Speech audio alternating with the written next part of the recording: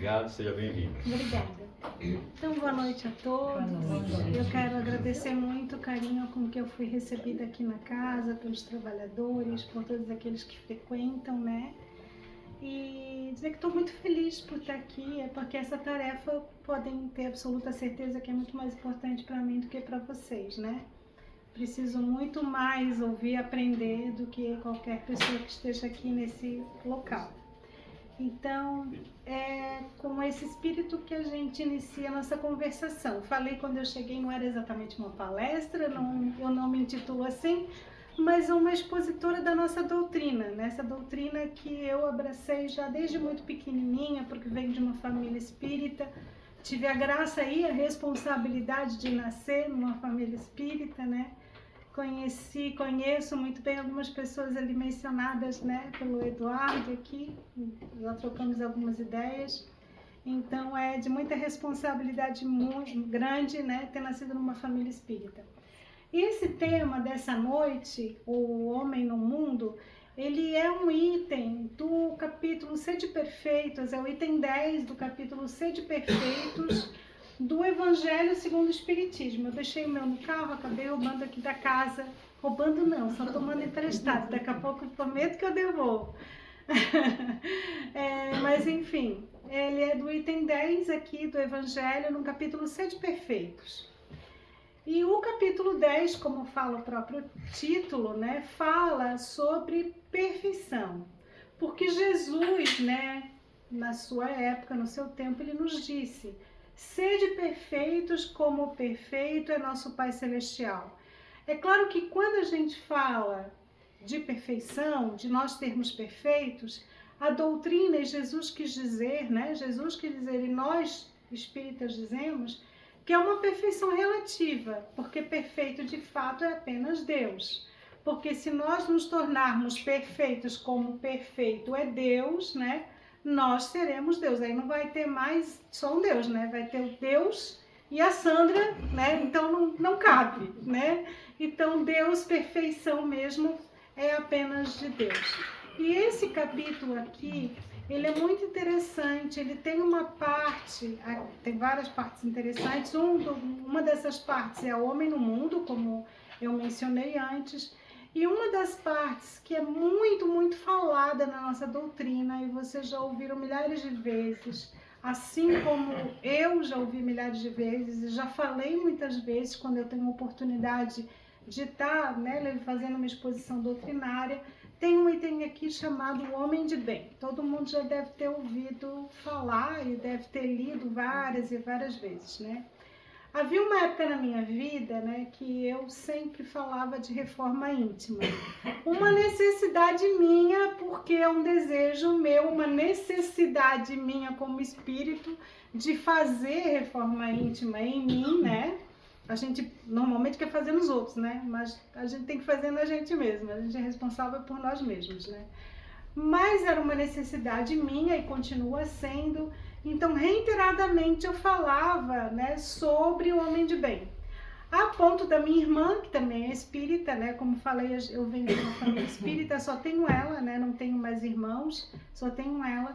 E toda vez que eu dizia assim, eu vou ter lá uma exposição doutrinária na nossa casa, na casa X, na casa Y, ela dizia assim, tá, já sei, tu vai falar sobre o homem de bem. E na maioria das vezes era isso mesmo, eu ia falar sobre o homem de bem. De tanto que eu precisava ouvir.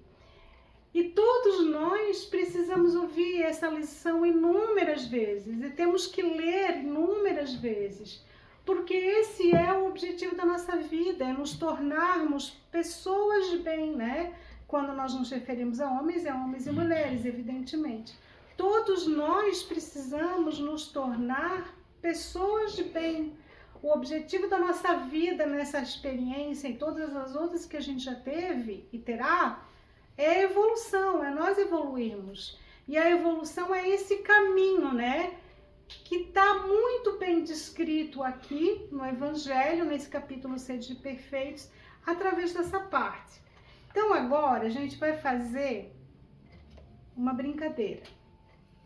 Eu vou ler alguns trechos e todo mundo agora aqui vai pensar para si mesmo se cumpre ou não cumpre essa orientação aqui que fala sobre o homem de bem. Vamos imaginar que a gente está naqueles catálogos de revista antiga, tem muita gente nova aqui, quem tem mais ou menos a minha idade sabe que tinha, né? Principalmente nas revistas femininas, tinha aqueles testes, vamos fazer de conta que é um teste daqui. A gente vai assinalar sim ou não, né? Eu faço ou não faço, eu sou assim ou não sou assim, para a gente ver o que que dá. A gente não vai compartilhar porque vai ficar vergonhoso para todos nós se a gente for compartilhar. Então é melhor ficar cada um para si mesmo, né? Então diz assim, eu não vou ler tudo, porque senão eu vou estar falando sobre paciência e não sobre homem de bem. Se bem que o homem de bem é uma pessoa paciente, né? Se eu for ler tudo aqui, né, vocês vão fazer um exercício de paciência, de tolerância para comigo, né? Que vão ter que escutar. Mas enfim, eu vou dar uma resumida, mas a gente vai falar, a gente vai tentar cada um avaliar a si mesmo. A gente costuma muito avaliar outro, né? Muito fácil a gente apontar, né? E a gente esquece de avaliar nós mesmos. E aí diz assim, o homem de bem. O verdadeiro homem de bem é aquela pessoa, né, que pratica a lei de justiça, de amor e de caridade. E aí? Será que a gente cumpre com absoluta certeza a lei de justiça, de amor e de caridade? A lei de justiça, amor e caridade é a última lei que está descrita lá no Livro dos Espíritos, é uma das leis morais que estão lá em número de 10, né? E dizem os espíritos que ela resume todas as outras anteriores. Então a gente tem a lei de adoração, a lei de reprodução, a lei do progresso, a lei da destruição, enfim, são 10 leis. A última delas é a lei de justiça, amor e caridade, que dizem os espíritos que ela resume todas as anteriores. Fazer justiça é fazer aos outros aquilo que nós gostaríamos que nos fizessem, né? Esse é o sentido da justiça. Será que fazemos ao outro aquilo que nós gostaríamos que nos fizessem? Amar. Todos nós sabemos o que é amar, né? Amar, ela envolve empatia, ela envolve compreensão, ela envolve desprendimento. Ela é o contrário do egoísmo, né? E caridade também é fazer aos outros aquilo que nós gostaríamos que nos fizessem. É quando a gente ama de fato, né? Aquela pessoa, é quando a gente se sensibiliza pela dor, pela dificuldade que uma pessoa está passando e fazemos de tudo para que aquela pessoa não passe por aquela provação e expiação, né? Que a gente procura amenizar o sofrimento causado pela prova, pela expiação que a pessoa está passando. Será que fazemos isso? Será que frequentemente buscamos realmente ser justos? Ou às vezes aparece em nós um pouquinho daquele egoísmo, né?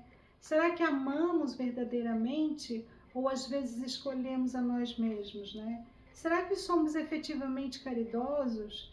Porque a caridade mais fácil que tem é aquela que é importante, é necessária. Mas é aquela que a gente abre o guarda-roupa, doa tudo que a gente doa aquilo que a gente não usa, que é uma bênção, né? Para nós, principalmente para as mulheres, aí eu vou colocar ali culturalmente para as mulheres, né? A gente distribui, a gente dá, agora eu estou precisando de uma blusinha, porque eu doei as minhas blusinhas, agora eu vou lá no shopping comprar blusinha, na loja, enfim, né? Então, assim, é uma caridade com certeza absoluta, porque tem muita gente que está precisando, que de fato precisa, né? Eu lembro uma certa vez que eu trabalhava num serviço que atendia crianças e adolescentes no contraturno escolar, há muitos anos atrás. Eu só não vou contar quantos anos, que vocês vão fazer a conta de quantos anos eu tenho. Mas eu já adianto que eu tenho 60, não tem problema. Mas daí eu atendi uma mãe lá, né? As crianças estavam com alguns probleminhas, enfim. E aí atendi aquela mãe e ela me falou assim, que o marido dela bebia muito, que chegava com muita frequência bêbado em casa e ele quebrava as coisas com muita facilidade. Então ela tinha uns 4 filhos mais ou menos, eu não lembro porque fazem muitos anos, mas era mais ou menos isso. Era ela, vários filhos e o marido, né? Então eram várias pessoas na casa. E ela tinha uns 3 copos, porque os demais todos o marido quebrava. E aí, todas as vezes que eles iam tomar um café, eles tinham que revezar. Um tomava café, daí lavava, daí outro usava, e assim ia. E quando ela me falou, eu fiquei quieta e pensei, lembrei da quantidade de copos que tinha na minha casa. Então, para vocês calcularem a minha idade, na época, né, eu era recém-casada, meu marido, né, que depois nós nos separamos, mas o meu marido, ele gostava muito de requeijão. E naquela época, requeijão era em copo de vidro, né, da minha idade vão lembrar. Não era em copo de plástico, era em copo de vidro. Aí a gente acumulava aquela quantidade enorme de copos de vidro. Eu morria de pena de botar o copo de vidro, não sei se vocês guardavam, mas eu morria de pena de botar fora o copo de vidro, que era útil, né? A gente tinha aquela mania de empilhar um monte de coisa dentro de casa. Até hoje. Mas assim, tinha aquela quantidade enorme, eu já não sabia mais onde colocar aqueles copos, né? Aí eu pensei daquela quantidade, fiz de conta, continuei, né, conversando com a senhora, tá, encerramos. Aí quando eu voltei para casa do trabalho, reuni, coloquei numa caixa vários copos, muitos copos, acho que uma dúzia de copos. E no dia seguinte levei para o meu trabalho, dei alguns dias, né? Aí liguei para ela, né, pedi para que ela fosse lá no meu serviço. E eu disse assim, eu não podia dizer que eram meus, né, por uma questão profissional. Mas eu disse para ela assim, olha, doaram esses copos aqui, eu lembrei de ti. Ela ficou numa felicidade tão grande, gente. Tão grande para aqueles copos, parecia assim, nossa. Então, assim, às vezes aquilo que não é mais útil para a gente é de extrema utilidade para uma pessoa que está precisando. É necessário para aquela pessoa que está precisando, né? E aquilo não foi nenhum sacrifício. Eu acho que a verdadeira caridade, o verdadeiro amor é quando a gente faz um pouquinho de sacrifício, né? Aí quando a gente faz sacrifício, que a gente esquece um pouco da gente, lembra do outro, de fazer o bem para o outro, acho que ali é o verdadeiro amor e a verdadeira caridade. Quando a gente faz assim, olha, graças a Deus ganhei espaço aqui no meu armário. Não é tanta caridade assim, mas é um bem, né, que a gente faz. Então a caridade é quando a gente esquece um pouco da gente, se coloca um pouco lá de lado e dá atenção a quem precisa naquele momento. Quando a gente é útil, a gente tem que vir nesse mundo para servir e não para ser servido. A gente precisa servir a quem de nós precisa. E é isso, né? Eu cheguei aqui, estavam fazendo o trabalho de preces e radiação. Na minha casa espírita a gente também faz, só que às quartas à noite. E olha, que coisa boa, né? As pessoas terem saído da sua casa, do seu lar à noite, às vezes cansados do trabalho, para virem aqui doar de si, que é a oração, que são os bons pensamentos a quem precisa. Isso é algum sacrifício? Sim, talvez para as pessoas aqui não seja um grande sacrifício, né? Que bom que vem com tanta alegria, com tanto amor que não percebem, né? Mas o fato de saírem da sua casa, de deixarem a família, os seus afazeres, as suas coisas, o seu descanso e virem aqui, que bom, né? Que bom que estão realmente sendo úteis a quem precisa. Então, o verdadeiro homem de bem é aquele que procura cumprir, né, a lei de justiça, de amor e caridade. Aí cada um vai pensar se tem tentado, pelo menos. Tem fé em Deus, na sua bondade e na sua justiça. Será que temos fé sempre? Será que sempre a gente acredita que o melhor vai acontecer? Será que a gente acredita que a nossa vida está nas mãos de Deus, da espiritualidade, que eles cuidam da gente, que nosso anjo da guarda nos ampara e que a gente pode confiar neles, claro, fazendo a nossa parte, mas será que a gente realmente confia na providência divina?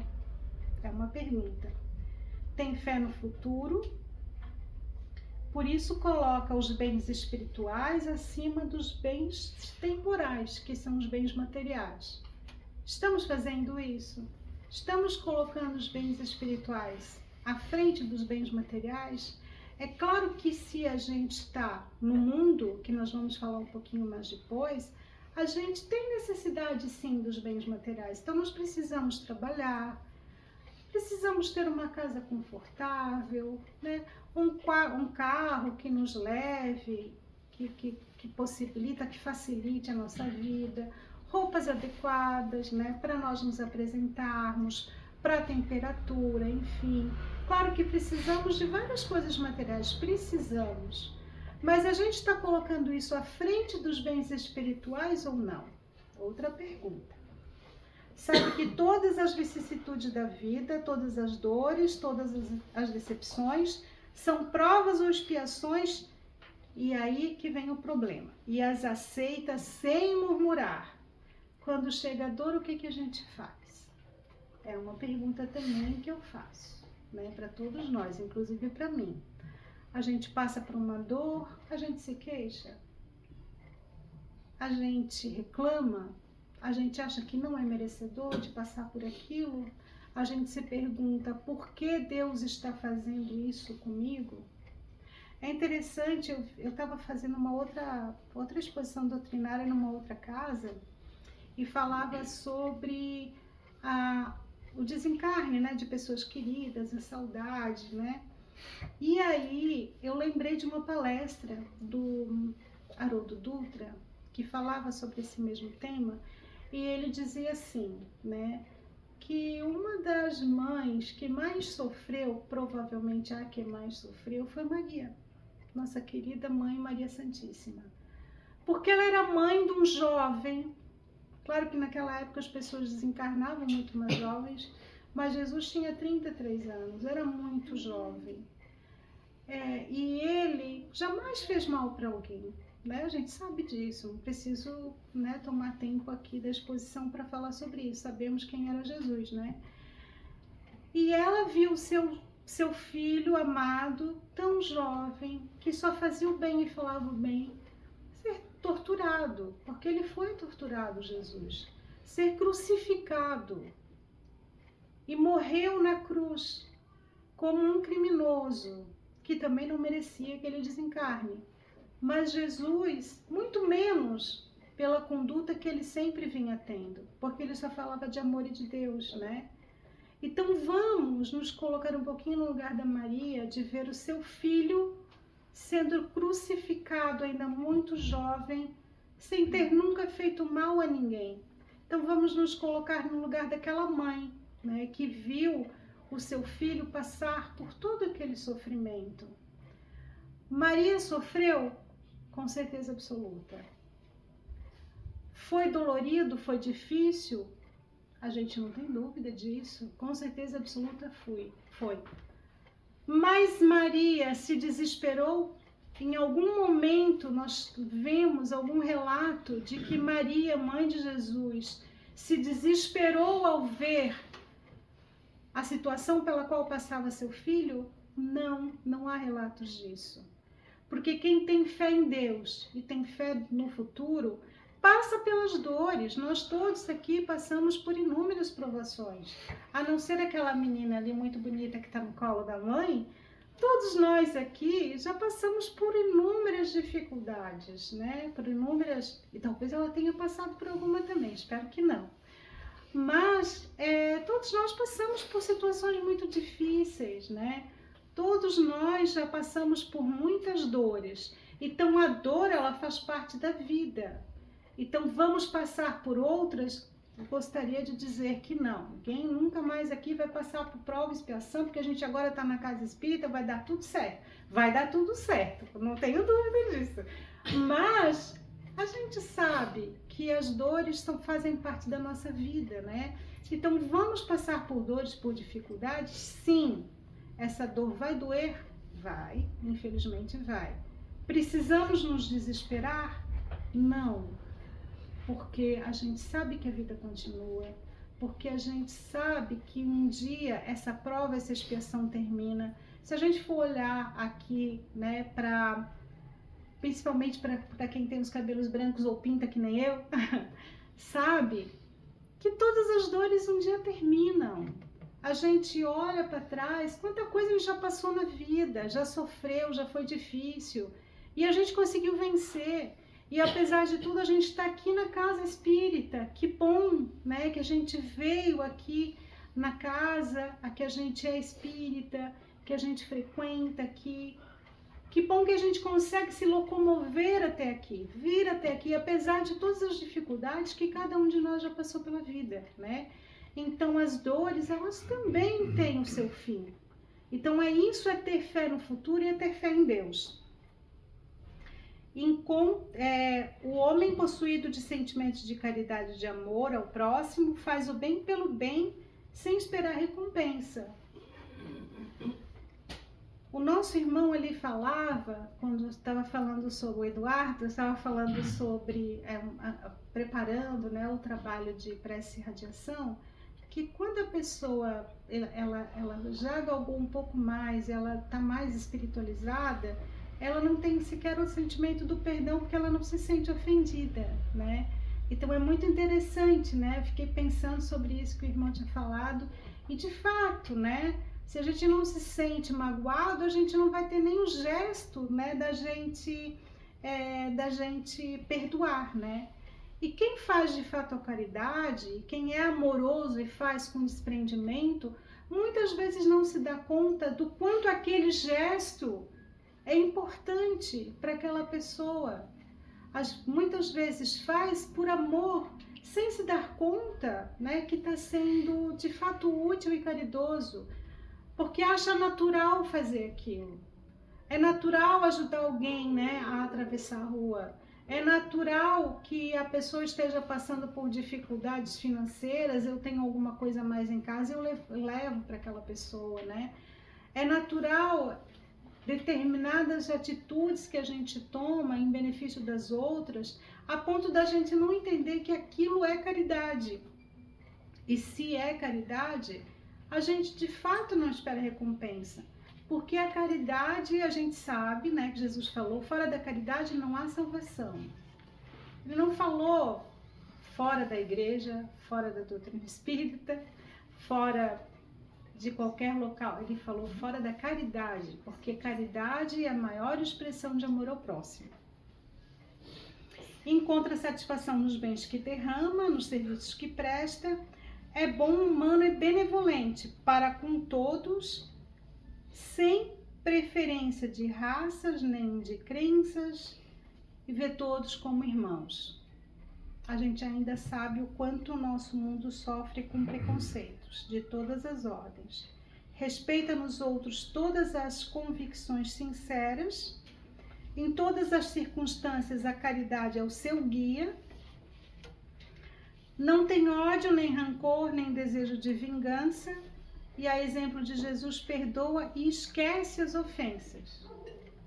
E aí vamos nos lembrar do que o Eduardo, né, falou muito bem, né, sobre essa questão do amor. É indulgente para com as fraquezas alheias. É aquela pessoa que ela não fica procurando defeitos nos outros. Ao contrário, ela procura aquilo de bom que a pessoa faz. Porque ela simplesmente não consegue enxergar o defeito. E se ela percebe o defeito, ela sabe que todos nós estamos, né, no processo evolutivo. Eu costumo dizer, quando eu faço uma exposição, que coisa que eu não quero saber é quem eu fui em outra existência. Não quero, porque eu tenho certeza absoluta que eu não fui boa coisa. Então, assim, eu não quero saber o que eu fui, porque todos nós, isso também foi falado, temos um passado, outras existências, que cometemos muitos desvios. Então, se a gente sabe que a gente cometeu, e a gente comete erros, a gente comete muitos erros. Com os nossos filhos, eu tenho 2, cometi muitos erros, querendo acertar, evidentemente, pelo amor que eu tenho por eles. A gente comete erros com os nossos filhos, com os nossos pais, com o nosso marido, a nossa esposa, os nossos irmãos. A gente comete erros porque a gente ainda está no processo evolutivo. A gente erra, sim. O importante é a gente estar sempre avaliando, e aí a lição de Santo Agostinho, aqui nesse capítulo Sede Perfeitos também, em que ele fala que todas as noites antes de dormir, ele consultava, né, o seu dia e percebia se tinha feito mal para alguém, se tinha deixado de fazer o bem para alguém, se alguém tinha alguma coisa contra ele. Era uma avaliação pessoal que ele fazia todas as noites antes de dormir. Aí tem um palestrante que eu ouvi esses dias online também, que ele dizia assim, olha, não façam antes de dormir como Santo Agostinho, porque dá um sono, a gente dorme pela metade. É verdade, eu já tentei fazer isso. Não deu muito certo, tem que fazer um pouquinho antes. A gente cansa e dorme, né? Santo Agostinho era Santo Agostinho, né? Então a gente ainda vai levar um tempo para chegar nesse nível. Mas enfim, é importante que a gente faça essa avaliação. E se a gente erra, como é que a gente pode desejar a perfeição nas pessoas? A gente está num planeta de provas e expiações, né? A gente ainda vai para um mundo, a gente está em transição planetária para irmos para um planeta de regeneração. Regeneração não é um planeta de espíritos puros. É um planeta de pessoas que saíram, alguns espíritas dizem, né? A gente está na UTI aqui. Planeta de regeneração é um planeta em que as pessoas saíram da UTI e estão internados lá no quarto comum, lá no hospital. Mas ainda estão doentes, nós ainda estamos doentes. Então, até a gente se tornar espírito puro, olha, vai levar tempo. Esses dias eu ainda ouvi dizerem que espírito puro, ele tem um conhecimento amplo sobre muitas coisas. Eu pensei, nossa, vai custar muito, né? Porque matemática, olha, vai ser duro. Física, química, não é a minha área, eu sempre fui das humanas. Então, assim, vai ser difícil para mim chegar a espírito puro. Eu também tenho uma outra brincadeira. E a gente até vai falar sobre isso daqui a pouquinho. Eu tenho que me adiantar, senão daqui a pouco a gente passa do horário. Eu digo assim, que eu vou levar muito tempo para ser anjo da guarda, muitas existências, porque eu sou uma pessoa, não parece, mas eu sou uma pessoa bem paciente. Então, para mim ter paciência com alguém que erra, eu trabalhei muitos anos na assistência social, agora me aposentei recentemente. E lá na assistência social eu vi aquela família, aquela pessoa repetindo os mesmos erros, as mesmas dificuldades, não saía daquilo porque, né? Aí eu tinha que respirar fundo, né? Para continuar atendendo, né? Porque a gente sabe, né? Que muitas vezes os erros se repetem. Então eu fico pensando assim, nossa, olha, tão cedo, né? Eu vou precisar de muita reencarnação para ser anjo da guarda de alguém, com certeza absoluta, né? Então é isso, a pessoa que é indulgente é uma pessoa que não se compraz em rebuscar os defeitos alheios, que sabe que está todo mundo em processo evolutivo, está todo mundo no mesmo barco e está todo mundo tentando fazer o melhor com a consciência que tem. Estuda as suas provas imperfeições e trabalha sem cessar em combatê-las. Não procura fazer valorizar a si mesmo, né?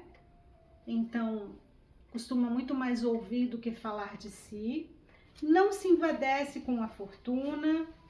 Usa, mas não abusa dos bens materiais. E se a ordem social lhe colocou pessoas na sua dependência, né, se é uma pessoa chefe, trata todos com cordialidade. E se é subordinado, trata, né, aqueles seus chefes com todo respeito. Então, o homem de bem, enfim, respeita os seus semelhantes, todos os direitos dados pelas leis da natureza, como gostaria que os seus fossem também respeitados. Então, ele é justo. E, por fim, aqui faz um comentário aqui, termina esse texto com uma coisa que nos apavora um pouco. Vou ler para vocês. Esta não é a enumeração de todas as qualidades que distinguem o homem de bem, mas todo aquele que se esforce em possuí-las está no caminho que conduz a todas as outras. Ou seja, depois que a gente lê tudo isso e diz assim, isso aqui eu não faço muito não, isso aqui eu preciso melhorar. Aí os espíritos dizem assim, essa não é toda a listinha que tem para ser homem de bem, tem mais. Daí assim, quer dizer que a gente está muito lá atrás, a gente tem muito ainda que caminhar, né? Mas a boa notícia é que a gente sabe que o verdadeiro espírita se reconhece pelos esforços que faz, né? Pela sua transformação moral. Então, aqui também os espíritos dizem isso, que o homem de bem é a pessoa que se esforça por ser assim. Então, nós estamos nos esforçando, Eu acredito que sim, que todos nós estamos nos esforçando. Estamos aqui na segunda-feira à noite, né? Deixando de assistir Três Graças, né? A novela, deixando de assistir o Jornal Nacional. Estamos aqui, né, na casa, para ouvir, para aprender um pouco mais, para tomarmos o nosso passe em seguida e nos harmonizarmos. Então essa é a intenção de todos nós. Nós estamos no caminho, estamos, né, tentando. E cada dia é uma oportunidade para a gente fazer isso. E aí, naquele capítulo que a gente caminhando aqui para o encerramento, dizem que palestrante, que eu não sou, mas enfim, avisa 3 vezes que vai encerrar. Então, essa é a primeira. Tem mais 2. Então, a gente lá nessa parte, no item 10 que fala o homem no mundo, diz assim, é muito interessante, né? Que nós, né, estando no mundo, nós espíritas estamos no mundo, a gente tem que sim usufruir do mundo. A gente tem que viver a vida. A gente não vai viver numa eterna contemplação. Até porque se a gente ficar na contemplação, a gente vai ter muito pouca utilidade. Se todos nós fôssemos nos enclausurar, por exemplo, em algum lugar, fora, longe, e que a gente, pronto, agora decidi, não vou fazer mais mal para ninguém, não vou pensar em mais nada, vou passar a vida orando. A oração é muito útil, mas estamos sendo úteis para mais alguma coisa? Não, a nossa vida de relação, a nossa vida em família, a nossa vida no nosso trabalho, na casa espírita, nos ambientes que a gente frequenta, sim, ela é cheia de tropeços, gente, porque todos nós somos espíritos em evolução e aqui e ali a gente vai se desentender e a gente vai ter que pedir desculpas e a gente vai ter que perdoar, a gente vai ter que desculpar e essa é a vida de todos nós. Então a gente tem que viver no mundo e uma das coisas que aqui fala, que acho muitíssimo importante, é que a gente tem que ter alegria. Nós espíritas temos que ser alegres. Eu estava aqui aguardando e vi que tinham algumas pessoas conversando, brincando, né? E que bom que é assim, porque casa espírita, é claro que agora estamos aqui, vocês estão me ouvindo, estão todos calados, respeitosamente, há horário para tudo, há momento para tudo, mas quando os trabalhos ainda estão para se iniciar, sim, nós somos amigos, né? Vocês devem, várias pessoas devem frequentar com bastante assiduidade a casa, já conhecemos um pouquinho da vida de cada um, então aquele abraço fraterno, aquele carinho, aquela alegria, brincadeira, a lembrança de uma situação que aconteceu, isso é muito bom, porque nós temos que ser alegres sim, né? E se a gente for ver alguns irmãos nossos, por exemplo, Chico, Divaldo, foram pessoas, Raul Teixeira, são espíritas renomados, mas que sempre foram alegres. Eu lembro de uma passagem muito engraçada do Chico com Divaldo, não sei se vocês já ouviram, né? E aí o Chico disse assim para o Divaldo, Divaldo, eu soube que você casou. E o Divaldo olhou assim para o Chico, aí ele dizia, foi uma palestra do Divaldo que eu ouvi, né? E o Divaldo disse assim, se o Chico falou que eu casei, né? Eu devo ter casado. Se ele tá falando, se é o Chico que tá, se fosse outra pessoa, mas se o Chico falou que eu casei, então eu casei, né? Mas daí ele falou assim, mas Chico, olha, né, com todo aquele carinho, tem alguma coisa assim equivocada, porque eu não casei. Daí o Chico olhou para ele e disse assim, não, Divaldo, você casou, sei que você casou. Daí ele ficou assim, sem saber o que dizer. Aí o Chico olhou para ele e disse assim, dizem que você casou com a dona Angina.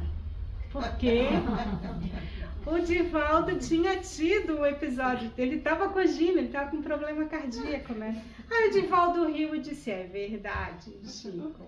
Daí o Chico disse assim, olha, mas não se preocupe porque eu sou bígamo. Eu sou casado com a dona Angina e com a dona Catarata. Então, assim, viviam com alegria no coração. E é isso que a gente tem que fazer. A gente tem que trazer alegria para a nossa vida. Casa espírita é lugar de alegria. É claro que às vezes a gente vai chegar aqui para baixo, a gente vai receber um abraço amigo de alguém aqui, nosso colega, nosso amigo, amiga aqui da casa espírita. É claro que vamos passar pelas provas e expiações, mas, como falou Emmanuel para o Chico, tudo passa. Isso também passa. Certa vez o Chico estava muito doente, né? E estava um pouco desanimado. E aí, Emmanuel, pediu para ele escrever num papelzinho 3 palavras. E o Chico escreveu. E ele ditou: isso também passa.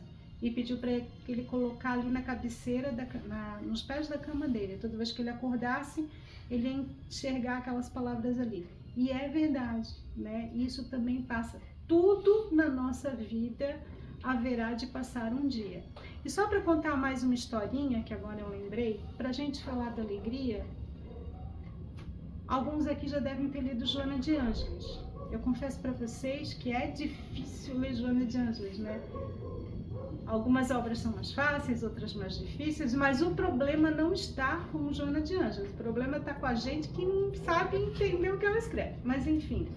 E certa vez, Divaldo estava muito doente, e o médico falou a Divaldo assim, que ele não tinha muito tempo de vida, que ele logo em breve ia desencarnar, e que ele estava assim, que ele precisava de repouso total, absoluto, porque ele ia logo desencarnar, e quanto mais repouso ele fizesse, mais tempo teria de vida, né? E que ele estava, assim, 90% morto. E aí, Divaldo ficou assustado, ficou em casa, né? Voltou do consultório, ficou em casa descansando. Só que era dia de trabalho mediúnico. E aí chegou, era 8 horas da noite, o trabalho. Chegou 10 para as 8 e nada do Divaldo ir, né? Para o trabalho mediúnico. Aparece Joana de Ângeles. E Joana de Ângeles diz: e aí, você não vai no trabalho mediúnico? Relata o Divaldo que ele ficou um pouco decepcionado com Joana de Ângeles. Poxa, minha protetora não sabe que eu tô quase morto, que eu não posso sair de casa. Aí ele olhou para Joana e disse: minha irmã, o médico falou que eu tô 90% morto, como é que eu vou no trabalho mediúnico? Daí Joana respondeu para ele assim: mas Divaldo, eu tô 100% morta e tô indo. Qual é o problema? Então é isso, né? E ele foi. E aí o Divaldo conta que ele foi no enterro do cardiologista.